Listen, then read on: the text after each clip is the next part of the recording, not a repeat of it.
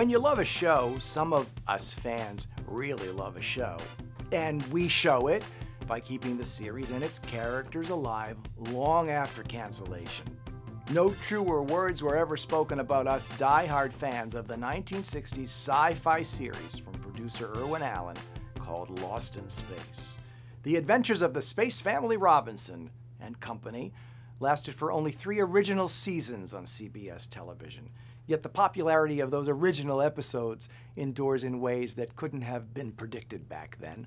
I own all the DVDs. Bill Mumy was along for the ride in the spaceship the Jupiter 2 as young and precocious Will Robinson. In our 1993 interview, we talked about the series' ongoing popularity. Have you ever been amazed or surprised by what seems to be the eternal longevity of a show that ran 3 seasons? Well, yeah. I mean, I go to these science fiction conventions. I write comic books, and so I fly around the country and I go to these comic book conventions, and there's so many die-hard, fanatic, culty people that lock into any kind of show that existed. It doesn't matter if it's Lost in Space or Time Tunnel or Doctor Who or whatever. For every science fiction show, there's a horde of just die-hard fans for it. It just attracts that kind of energy. Lost in Space was a good show. I mean, we did 83 of them, 65 through 68. I never thought that it would be still running around the planet. It's never been out of syndication globally.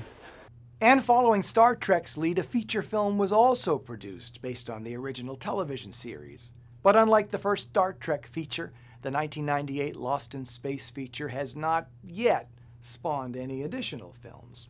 And speaking of Star Trek, while both original series were on the air at the same time, both seem to attract very different audiences. Star Trek was kind of a military show in the space arena, and Lost in Space was more or less a family, and then we became that campy fantasy type show because we were on opposite Batman, and everything became, remember pop art, that term pop art? Very quickly vanished, that term, from our culture, but for a while everything was just too colorful and too campy and over the top, and Lost in Space certainly had its share of poppy, campy episodes. That's coming up in segment 2 with Bill Mumy. In the meantime, got a favorite Lost in Space character or episode? Tell us about it. Post your comments on the RerunIt.com audience page. Look for the link on your screen. If you like viewing our interview clip with Bill, watch it again. Some things are worth repeating here on RerunIt.com.